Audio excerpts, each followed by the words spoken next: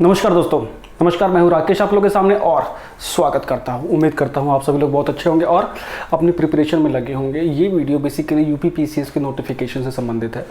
आप सभी लोगों को पता लग चुका होगा। जिनको नहीं पता है या जो बिगनर्स हैं, है ना, उनको खासतौर से वीडियो फ़ायदा कर सकती है। काफ़ी लोग जो ऑलरेडी परीक्षा में महारत हासिल कर चुके हैं प्रिपरेशन करते हुए, उनके लिए कुछ नया नहीं होगा। खैर, चलिए शुरू करते हैं। 2020 का नोटिफिकेशन हो गया है 21 अप्रैल को और 21 मई तक की लास्ट डेट है फॉर्म फिलिंग करने की। और ये नोटिफिकेशन किस मामले में ज़्यादा इंपॉर्टेंट है? बिकॉज ऐसे विषम परिस्थितियों में भी आयोग अपने 7 चीज़ों को लेकर चल रहा है। ये बहुत बड़ी बात है। देखिए, जहाँ की लगभग पूरी दुनिया को ही बोल देंगे कि वो एक अलग शांत अवस्था में सब जगह पढ़ चुके हैं, लेकिन इससे थोड़ी पॉजिटिविटी आई है और ये चीज़ें लगी हैं कि नहीं, सब कुछ अभी खत्म नहीं हुआ है और भविष्य के लिए अच्छी ऊर्जा मिलती है।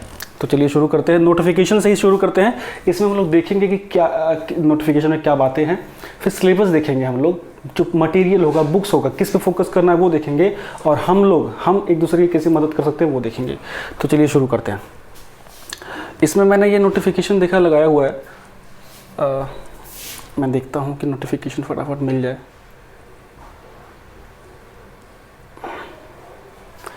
ये देखिए, ये है हिंदी इंग्लिश दोनों भाषाओं में नोटिफिकेशन है और इसी की चीज़ें, जो मेन चीज़ें हैं वो देखने की कोशिश करेंगे। इस नोटिफिकेशन का जो डिस्क्रिप्शन में लिंक दिया हुआ, तो आप उसको भी देख सकते हैं। काफ़ी लोगों ने देख लिया भी होगा। यूपी पीसीएस 2020 की ये परीक्षा है, उत्तर प्रदेश जो आयोग है उसके द्वारा। उसमें एक तरह से अभी शुरुआती तौर पे 200 वैकेंसी आई हैं, जो कि कंबाइंड पेपर होता है। एसीएफ का भी, वन सेवा का भी कंबाइंड पेपर होता है, लेकिन उसकी वैकेंसी अभी ऐड नहीं हुई है। थोड़ी सी सीटें कम हैं। कई वर्षों में अब तक की सबसे कम सीटें हैं ये, तो थोड़ा सा दुख तो हुआ, लेकिन क्या पता, ये हम मान के चलते हैं कि पीसीएस में बाद में भी अधियाचन आते रहते हैं, तो ये सीट्स इंक्रीज़ हो सकती है। और मैं अभी भी मान रहा हूँ कि सीटें अंत में तक जाके इंक्रीज़ होंगी। और अभी जब वो क्या कहते हैं, वन सेवा की भी पोस्टें आ जाएंगी, तो थोड़ी सम्मानजनक सीटें बन जाएंगी। तो चलिए शुरू करते हैं। 21 अप्रैल को ये शुरू हुआ है और 21 मई अंतिम डेट है। 21 मई तक का तो खैर आपको इंतजार करना नहीं है, पहले ही कर लीजिएगा। जरूर रजिस्ट्रेशन अपने स्टार्ट करके अपने फॉर्म फिलिंग टाइम से फिल कर दीजिएगा। बहुत ज़्यादा समस्या नहीं है, बहुत ही यूज़र फ्रेंडली है ये जो पोर्टल है यूपी पीसीएस का, अन्य परीक्षा के जो बोर्ड है उनके मुकाबले। इसमें देखिए, अब हम क्या क्या देखते हैं। बाकी सारी चीज़ें सेम है। जनरल हो गए, SC ST OBC EWS, सबके कोटे अलग अलग है, सबको नॉर्मल कोटा है। बहुत लोग जो यूपी से बाहर के हैं वो सोचते हैं कि वो एलिजिबल होंगे कि नहीं होंगे। तो बता दें कि पूरा इंडिया एलिजिबल होता है, सिर्फ वो जनरल काउंट होते हैं। अगर आप दूसरे स्टेट में किसी कैटेगरी में हैं तो भी आप यूपी में सिर्फ जनरल काउंट होंगे, है ना। कोई समस्या नहीं होगी, आप एलिजिबल होंगे। ग्रेजुएशन चाहिए होती है पास, दैट्स ऑल। उसके बाद इसमें कुछ विशिष्ट पद होते हैं जिसके लिए स्पेशलिटी चाहिए होती है, जैसे कि इसमें जो बेसिक शिक्षा अधिकारी है उसके लिए बीएड चाहिए होता है, या लेबर कमिश्नर है तो उसको सोशियोलॉजी में मास्टर चाहिए होता है, बस। बाकी सबके लिए बेसिक ग्रेजुएशन है तो आप अप्लाई तो कर ही सकते हैं। चलिए, इसमें जो की चीज़ें हैं वो हम देख लेंगे। बाकी इसमें फॉर्म फिलिंग में ज़्यादा समस्या नहीं है। पहले रजिस्ट्रेशन होता है, उसके बाद आप कंप्लीट फॉर्म फिलिंग होती है।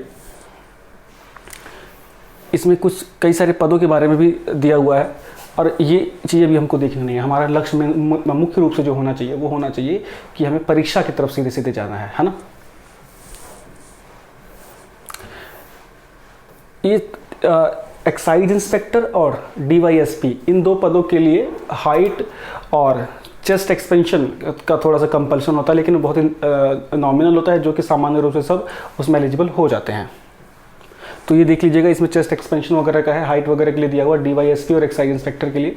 पहले एक्साइज इंस्पेक्टर का पद लोअर पीसीएस से भरा जाता था, लेकिन अब इसको अपर पीसीएस से ही कर दिया गया है। अब अगर देखिए, इसमें जो बहुत सारी ऐसी चीज़ें हैं जो कि बहुत बेसिक है, बहुत पहले से हमेशा आती रही हैं, तो उसको मैंने छोड़ दिया है ना। ये रहा DYSP के लिए जो हाइट वगैरह का दिया हुआ है, ठीक है, अब देख सकते हैं। फिर वेट वगैरह दिया हुआ है। हम चलते हैं हमने काम वाली चीज़ की ओर। EWS के लिए थोड़ा सा बता दूँ मैं। EWS भाई एलिजिबल है इसमें। कौन EWS माने जाते हैं? जिनका इन चारों में से अगर कोई भी चीज़ अगर है उनके पास, तो EWS नहीं होंगे। सिर्फ जनरल कैटेगरी के लोग, SC ST OBC के जो गरीब लोग हैं, अगर आपके पास पहले से कोई और कोटा है तो आप EWS एंजॉय नहीं कर सकते। आपके पास 5 एकड़ से कम ज़मीन होनी चाहिए, या 1000 या उस 1000 वर्ग फीट या उससे अधिक का क्षेत्रफल का फ्लैट नहीं होना चाहिए, 100 वर्ग गज से अधिक की ज़मीन नहीं होनी चाहिए, या 200 वर्ग गज से अधिक का आवासीय भूखंड नहीं होना चाहिए। अगर आप इनमें से कोई चीज़ अगर आपके पास नहीं है तो आप EWS के लिए एलिजिबल होंगे। क्लियर है? इसमें इसके परफॉर्मे भी दिए हुए हैं, जिस परफॉर्मे में बोर्ड को चाहिए। अब हम अपनी मेन चीज़ पे आते हैं, यहाँ पे पेपर की ओर। पेपर का हिसाब ये रहा, अपेंडिक्स 4 देखिए, अपेंडिक्स 4 देखिए, और यहाँ से हम अपनी चीज़ों को वास्तविक रूप से ये काम शुरू होता है। परीक्षा की योजना, परीक्षा बेसिकली 3 चरणों में होती है, प्रीलिम्स, मेंस और इंटरव्यू। और इसमें जो प्राथमिक चरण के बाद अब हर चरण लगभग कठिन कर दिया गया। प्राथमिक चरण इसमें काफ़ी कठिन हो गया है, क्योंकि इसमें जो पहले जो नंबर ऑफ स्टूडेंट्स लिए जाते थे वो कम कर दिए गए हैं। 10 गुना के आसपास अब स्टूडेंट्स लिए जा रहे हैं। और जो मेंस की परीक्षा उसका सिलेबस देखेंगे, और इंटरव्यू में अब से 2 गुना लोग बुलाए जा रहे हैं, है ना। तो ये इंटरव्यू तक आप पहुँचते हैं तो आपकी प्रोबेबिलिटी 50% तक पहुँच जाएगी। जो प्रीलिम्स है हमारी, वो 2 परीक्षा होती है, जीएस पेपर 1, जीएस पेपर 2। उसका भी सिलेबस देखते हैं। प्रीलिम्स में 2 पेपर होंगे, ठीक है, जीएस पेपर 1 और जीएस पेपर 2। जो मेंस है, जो दूसरी परीक्षा है, उसमें कॉमन पेपर कौन से होंगे? सामान्य हिंदी, निबंध, GS paper 1, GS paper 2, GS paper 3, GS paper 4। GS paper 4 जो हमारा होता है वो एक तरह से हमारे एथिक्स का होता है। हमारे लीडरशिप क्वालिटी को चेक किया जाता है, हमारे एथिक्स को चेक किया जाता है, हमारी मोरालिटी को चेक किया जाता है कि हम लोग प्रशासनिक अधिकारी बनने के योग्य है कि नहीं, वो क्षमताएँ, वो क्वालिटीज़ हैं कि नहीं हैं। और जो पेपर जीएस पेपर 1, 2, 3 है, इसमें आपके जीएस के लगभग जो विषय हैं वो सारे आ जाते हैं, है ना। History, polity, geography, economics, international relations हो गया, पब्लिक एडमिनिस्ट्रेशन का थोड़ा पोर्शन हो गया, गवर्नेंस हो गया, है ना, हिस्ट्री हो गया, तो थोड़ा सा वर्ल्ड हिस्ट्री हो गया, थोड़ा सा वर्ल्ड ज्योग्राफी भी हो गया, इंडियन हिस्ट्री और इंडियन ज्योग्राफी तो होती ही है, ठीक है। और फिर थोड़े से करंट अफेयर के क्वेश्चन मिक्स हो गए, इकोनॉमिक्स हो गया। तो इन 3 पेपर में सब कुछ कवर हो जाता है। तो लोग जो पूछते हैं ना कि प्रिपरेशन कैसी होनी चाहिए, तो प्रिपरेशन तो हमेशा मेंस की होती है ना। प्रिपरेशन हमेशा मेंस की होती है, प्रीलिम्स आपका उसी हिसाब से निकलता है। अब हम चलते हैं इस चीज़ों की ओर। इसके बाद इन 6 सब विषयों के बाद एक ऑप्शनल होता है ना। आपको एक ऑप्शनल लेना पड़ता है, उस ऑप्शनल की भी लिस्ट दी हुई है। ये है ऑप्शनल की लिस्ट, इंग्लिश में भी है, पीडीएफ में, इंग्लिश में भी देख सकते हैं। ऑप्शनल की लिस्ट ये है, ये देखिए।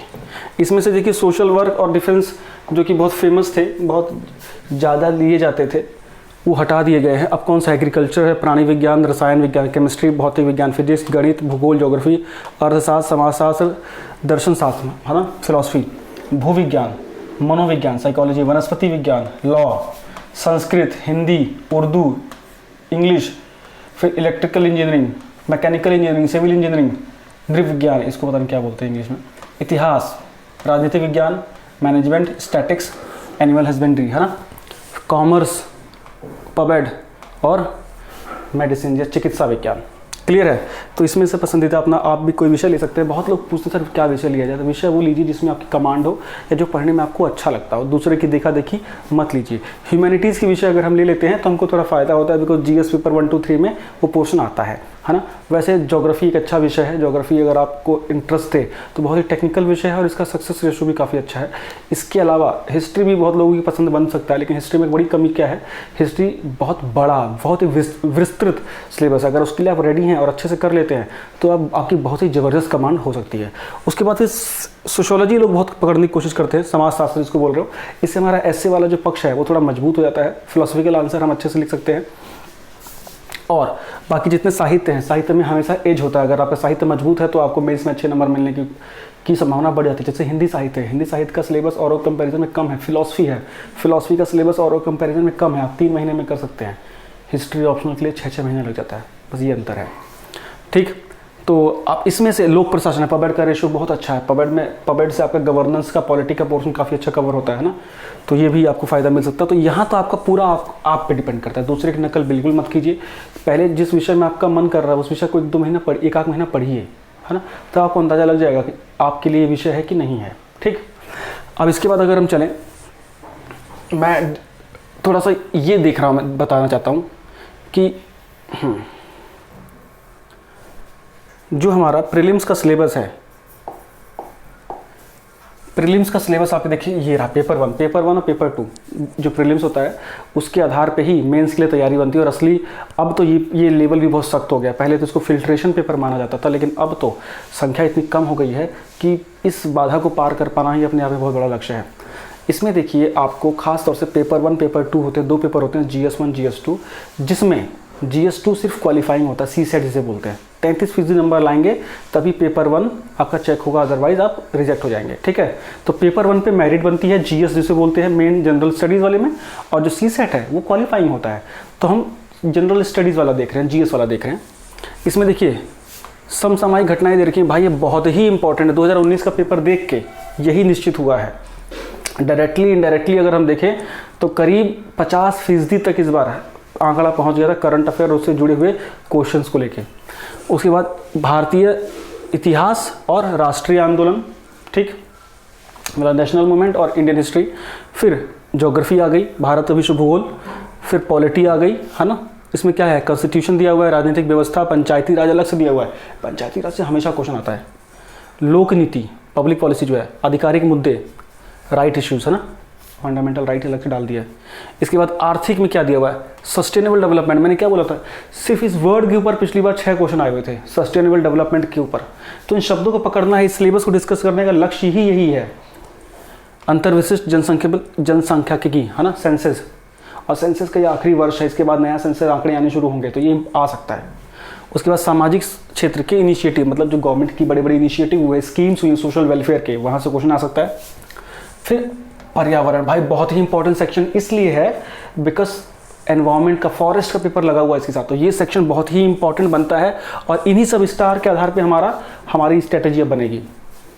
जलवायु परिवर्तन, इस सीधे क्वेश्चन आएंगे सर, जैव विविधता, ठीक है, पारिस्थितिकी, पर्यावरण, इन 3 वर्ड को भी आप अगर पकड़ेंगे तो आपको एनवायरनमेंट के आधे क्वेश्चन इनसे मिल जाएंगे, ठीक है। अब देखिए फिर सामान्य विज्ञान, जनरल साइंस। जनरल साइंस में आजकल डे टू डे साइंस बहुत आ रही है, डेली लाइफ में जो यूज़ करते हैं ना वो साइंस बहुत आ रही है। और उसके बाद आपके करंट अफेयर्स आ गया भैया खूब जम के। तो ये पोर्शन आपको समझ में आ गया कैसी चीज़ें चलेंगी। भारत का इतिहास, इंडियन हिस्ट्री मॉडर्न करनी है पहले, उसके बाद एंशिएंट करनी है, फिर मेडिवल करनी है। मॉडर्न बहुत अच्छे से करनी है, क्लियर। फिर वर्ल्ड ज्योग्राफी और इंडियन ज्योग्राफी। पहले इंडियन ज्योग्राफी करनी है, फिर वर्ल्ड ज्योग्राफी करनी है। वर्ल्ड ज्योग्राफी में खास तौर से सिर्फ फैक्चुअल ही पॉइंट बनते हैं जो कठिन बन सकते हैं, है ना। लेकिन इंडियन ज्योग्राफी हमें ऑलमोस्ट स्कोर करनी है। फिर पॉलिटी हमारा आ गया। पॉलिटी में आपका संविधान है, राजनीतिक व्यवस्था है, मतलब राजनीतिक व्यवस्था मतलब स्टेट लेजिस्लेचर और सेंटर का जो यूनियन लेजिस्लेचर है वो देखना जरूरी है। पंचायती राज यहाँ से क्वेश्चन आएगा, फिर वो सारी बातें बताया था मैंने, पब्लिक पॉलिसी वगैरह सारा कुछ, ठीक है। फिर इकोनॉमिक्स में देखिए बेसिक इकोनॉमिक्स के साथ साथ गवर्नमेंट की इंपॉर्टेंट स्कीम्स, प्लस बेसिक हमारे कंसेप्ट, हमारी अर्थव्यवस्था के स्वरूप को लेके, प्लस करंट अफेयर्स खास तौर से। अगर आप आगे देखेंगे सस्टेनेबल डेवलपमेंट, फिर वही बात आगे सारी। और सामान्य विज्ञान में देखो लिखा हुआ है ना कि डे टू डे अनुभव के ऊपर जो है उसके ऊपर, क्लियर है। तो ये पेपर 1 है और इसको ही फोकस में रख के हमको भाई प्रिपरेशन करनी है। और अभी जो हमारा लक्ष्य होना चाहिए इसको भेदने के लिए होना चाहिए कि अगर मैं मान लूँ कि 350 भी वैकेंसी अगर होती हैं, 350 मान लो, तो भी कितने लोग, 3500 के आसपास ही लोग निकल पाएंगे, 3500-3800 के आसपास लोग निकल पाएंगे, सोच लीजिए। और इसमें एक और बता दें कि अब जनरल के लिए प्रीलिम्स में 40% मार्क्स लाना है ना, क्वालिफाई होने के लिए मिनिमम, अदरवाइज वो लिए भी नहीं जाएंगे, है ना। चाहे इससे कम ही लोग रहेंगे तो भी उतना टाइम लगा दिया है कि 40% जनरल के लिए, बाकियों के लिए 35%, है ना। तो इसका ध्यान देने की आवश्यकता है। इन सब में नेगेटिव मार्किंग है।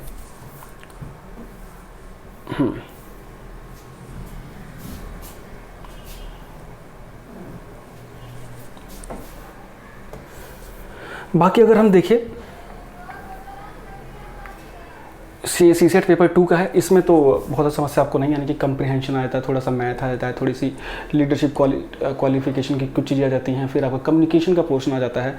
तो ये लगभग आपसे क्लियर हो जाएगा, इसमें बहुत समस्या नहीं आती है और मैं इसको कभी बहुत बड़ा हर्डल नहीं मानता हूँ। अगर आपको हर्डल होती है तो सिर्फ 2012-13 से लेके अब तक के जितने भी CSET के पेपर हैं वो लगा लीजिए, उनके आंसर देख लीजिए, आपका माइंडसेट बन जाएगा। इसमें ज़्यादा एनर्जी वेस्ट मत करिएगा, ठीक है। अब चलते हैं बात के ऊपर। अब ये जो मेंस का जो सिलेबस है इसके ऊपर हम अगर बात करेंगे तो वीडियो बहुत लंबी हो जाएगी। तो अब हम जो सीधे प्रीलिम्स तक ओरिएंटेड होके और फिर इसमें बात करते हैं कि बुक्स वगैरह के बारे में, या कैसे हमारा लक्ष्य होना चाहिए।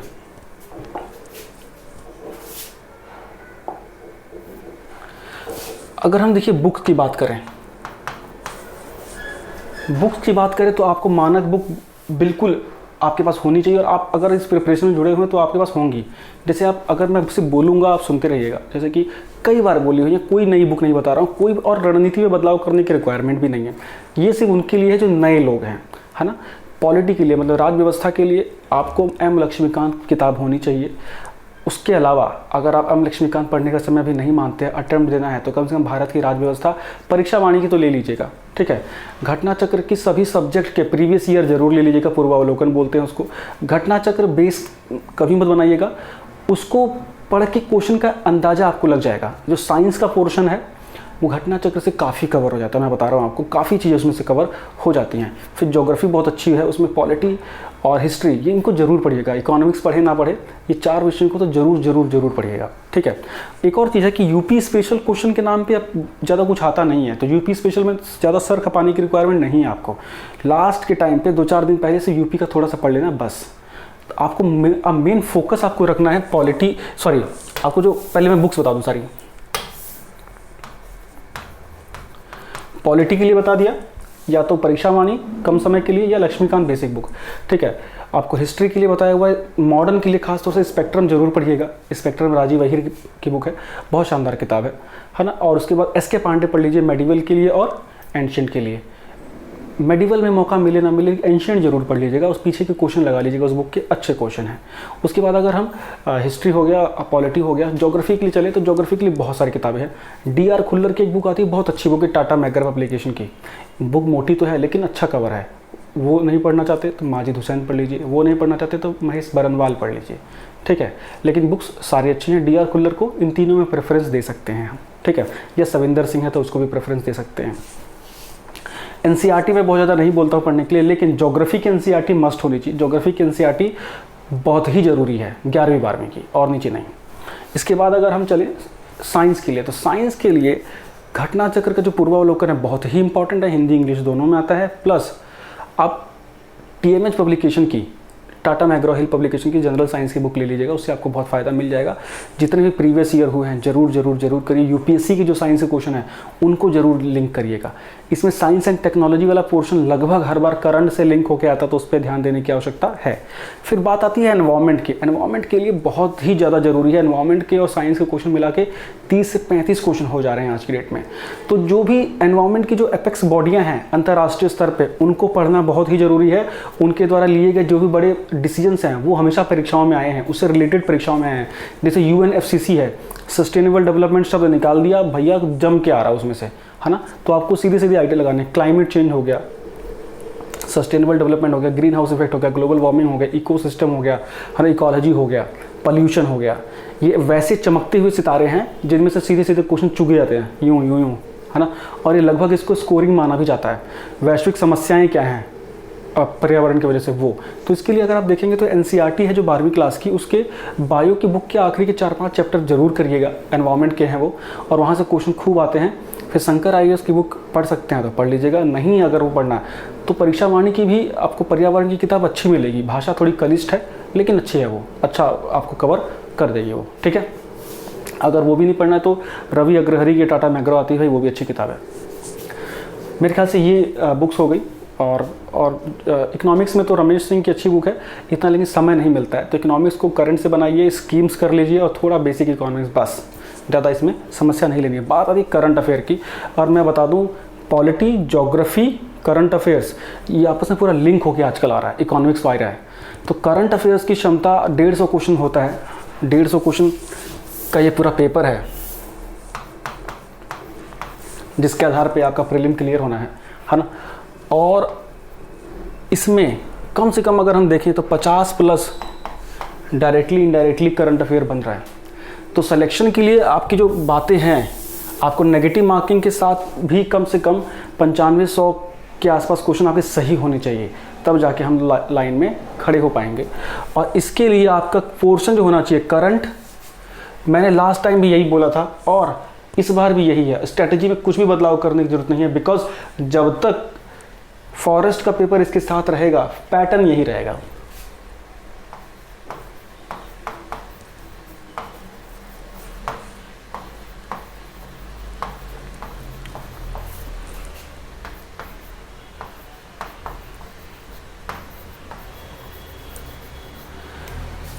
शुरू की ये 4 विषयों को भयंकर प्रेफरेंस दीजिए, भयंकर से भयंकर प्रेफरेंस दीजिए। 110 से 115 क्वेश्चन आपको इन्हीं पोर्शन से मिलेंगे, हमेशा मिलेंगे। साइंस और एनवायरनमेंट से ही आपको कम से कम दोनों को मिला के 40 से 45 क्वेश्चन मिलेंगे। तो बहुत ही इंपॉर्टेंट है। अगर ये 4 पोर्शन हमारे मजबूत होते हैं तो हिस्ट्री पॉलिटी में बहुत से ऐसे क्वेश्चन हैं जो आपसे डायरेक्ट हो जाएंगे और पूर्वावलोकन से आपका काम चल जाएगा। और मेरा लक्ष्य भी अब इन्हीं पोर्शन की ओर रहेगा। करंट को जितना डीप पढ़ सकते हैं उतना डीप पढ़िए, जितना भी डीप पढ़ सकते हैं। ऑनलाइन प्लेटफॉर्म यूज़ कीजिए, मैगजीन्स यूज़ कीजिए, घटना चक्र अच्छी है, क्रॉनिकल अच्छा है, दृष्टि कोचिंग की जो बुक आती है वो भी बहुत अच्छी है, थोड़ी हैवी होती है, पढ़िए क्योंकि इसमें समझ वाले क्वेश्चन आ रहे हैं। यूपीएससी के प्रीवियस क्वेश्चन देखिए ज़रूर, इससे आपको आइडिया लगेगा कि यूपी पीसीएस का पेपर कैसा आएगा। बिल्कुल वैसा ही आ रहा है। इस बार 150 में से करीब 90-95 क्वेश्चन ऐसे थे जो एमसीक्यूज या असर्शन रीजनिंग के ऊपर थे। क्यों थे? इसे समझ डेवलप करने के लिए। भाई सीधे सीधे आपको टॉपिक पता है तो क्वेश्चन हल नहीं होगा, आपको पूरा उसका बेस पता होना चाहिए। और इसके लिए आपको ये पोर्शन पकड़ने बहुत ही ज़्यादा ज़रूरी है। मैं जो यूपी पीसीएस को लेके जब एक छोटा सा पतला सा बैच चलाऊंगा बहुत, और कुछ सब्जेक्ट्स का लेके चलाऊंगा, सिंपल करंट, एनवायरनमेंट, साइंस या जियो, इनमें से कुछ सब्जेक्ट को मिला के उसका रैपिड एक बैच चलाऊंगा मैं अपने प्रिपरेशन को एनहांस करने के लिए। तो उसके बारे में जल्दी बताऊंगा मैं आपको। लेकिन आपके प्राइम फोकस में यही मटेरियल होना चाहिए, ये प्राइम फोकस में होना चाहिए और ये नीचे। अब बात आती है एग्ज़ाम कब हो सकता है। देखिए एग्ज़ाम के बारे में बता दूं कि बोर्ड ने अपना शानदार काम कर दिया। 21 मई तक है फॉर्म फिल करने की डेट, और 21 जून इनके कैलेंडर में है ये तारीख परीक्षा की, पहले से संभावित थी। तो बता दें कि ये इसीलिए ये सब कुछ किया गया है कि अगर सब कुछ चीज़ें ठीक हो जाती हैं, है ना, सब कुछ चीज़ें ठीक हो जाती हैं तो 21 जून को हम पेपर करा लेंगे, कोई बाध्यता ना रहे। लेकिन ये निश्चित रहेगा कि जब तक ये समस्या खत्म नहीं होती तब तक पेपर कराना आसान नहीं होगा, ये गारंटी है ना। आयोग तो 22 मार्च को भी पेपर कराना चाहता था लेकिन अंततः पेपर कैंसिल हुआ ना। तो घबराना नहीं है, लेकिन ये भी नहीं सोचना है कि पेपर बहुत ज़्यादा डिले भी हो सकता है। लेकिन हाँ, आप 21 जून मान के चलिए कि हम क्या पता करा ले जाएं, सब कुछ ठीक हो जाए। लेकिन अपनी प्रिपरेशन को एक भयंकर आयाम दीजिए। 2 महीना आपके पास जम के है और 2 महीना पूरा लगना है और उन 4 विषयों को जम के मेहनत करनी है। 21 जून मान के ही चलिए। अगर चीज़ें अगर ख़राब होंगी तो आपको पता लगेगा, माहौल अगर ख़राब होगा तो पता लगेगा, तो अगर टलना होगा तो कुछ आगे टलेगा। अदरवाइज़ 21 जून हम मान के चल सकते हैं, है ना। सीधी बात है। हमको बिल्कुल नहीं पता कि अभी सिचुएशन कोरोना की किस तरफ जाने वाली है। बिकॉज मार्च में हमको लगता था कि अप्रैल में सब ठीक हो जाएगा, अप्रैल में लग रहा है कि मई में सब ठीक हो जाएगा। अब मई में देखना है कि क्या होगा स्थितियाँ, है ना। अभी हमारे 20,000 पेशेंट हैं, मई में अगर 1 लाख पेशेंट हो गए तो पॉलिसी कुछ और हो सकती हैं। तो उम्मीद करता हूँ ये वीडियो आपको अच्छी लगी होगी और जल्द ही हम लोग इसके बैच के बारे में बात करेंगे। तो 7678668827 ये मेरा व्हाट्सअप नंबर है। आपको कोई भी कन्फ्यूज़न अगर है ना, सिलेबस वगैरह को लेके कोई बात है तो इस नंबर व्हाट्सअप करके डिटेल ले लेना, ठीक है। चलिए, आई होप आपको ये वीडियो अच्छी लगी होगी। प्रिपरेशन के लिए लग जाइए और अब कोई बहाना मत सोचिए। Thank you so much.